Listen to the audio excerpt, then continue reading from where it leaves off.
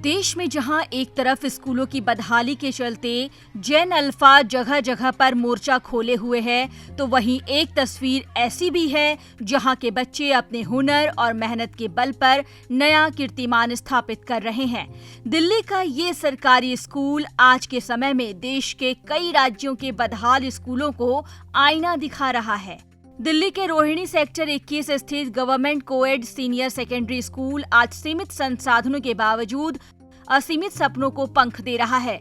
यहाँ के छात्र न केवल इंजीनियरिंग और मेडिकल की प्रवेश परीक्षाओं में सफलता पा रहे हैं, बल्कि खेल के मैदानों में भी अपना परचम लहरा रहे हैं। हाल ही में ये विद्यालय देश का पहला ऐसा सरकारी स्कूल बना है जहां AI रोबोटिक लैब स्थापित की गई है, जो बच्चों को भविष्य की चुनौतियों के लिए तैयार कर रही है। हमारे विद्यालय ने राष्ट्रीय स्तर पर और अंतर्राष्ट्रीय स्तर पर खेल प्रतियोगिताओं में अलग अलग प्राइजेस को जीता है। वह हमारा विद्यालय लगातार 3 साल से जो बेस्ट एथलीट जोनल लेवल का कंपटीशन होता है उसमें हमारे विद्यालय ने अपना स्थान बनाया है। इसके अलावा लास्ट ईयर की जो जोनल कल्चरल एक्टिविटी थी, स्टेट लेवल की एक्टिविटीज थी, जोनल लेवल की एक्टिविटीज में 23 प्रतियोगिताओं में भाग लेकर 23 में से 23 प्राइज जीतकर हमारे विद्यालय ने एक नया कीर्तिमान स्थापित किया। हाल में ही ये विद्यालय देश का पहला सरकारी स्कूल बना है जहां पर AI robotics lab CSR fund की हेल्प से स्थापित की गई।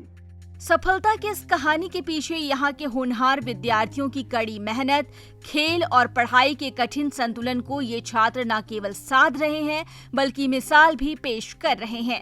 छात्र राष्ट्रीय स्तर की खेल प्रतियोगिताओं में हिस्सा लेकर विद्यालय और अपने परिवार का नाम रोशन कर रहे हैं। वहीं क्विज, शैक्षणिक प्रतियोगिताओं और अन्य गतिविधियों में भी बच्चों की प्रतिभा देखने को मिल रही है।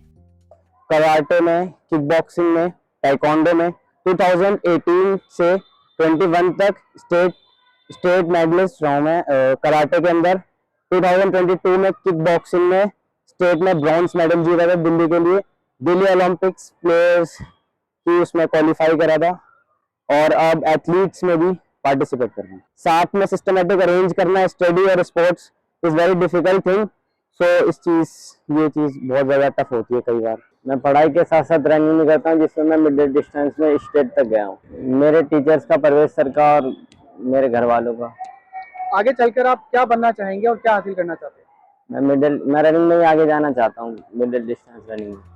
अनुज, शिवम, लावण्या और ईशु जैसे छात्रों ने कराटे, किक बॉक्सिंग और एथलेटिक्स में स्टेट लेवल पर मेडल जीतकर ये साबित कर दिया है कि अनुशासन से सब संभव है।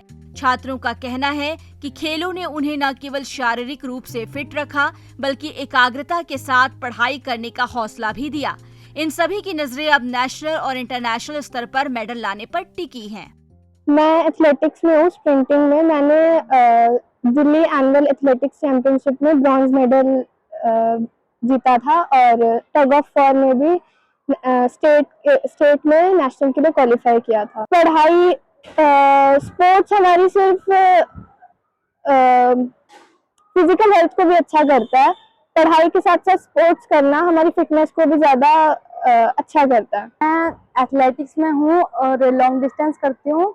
मैंने स्टेट लेवल का मेडल हासिल किया है, ब्रॉन्ज मेडल, और टग ऑफ वॉर में भी गई थी मैं स्टेट लेवल तक। मुझे एथलेटिक्स में ही रहना है और अच्छे से मतलब ओलंपिक के लिए क्वालिफाई करना है, इंडिया के लिए मेडल लाना है।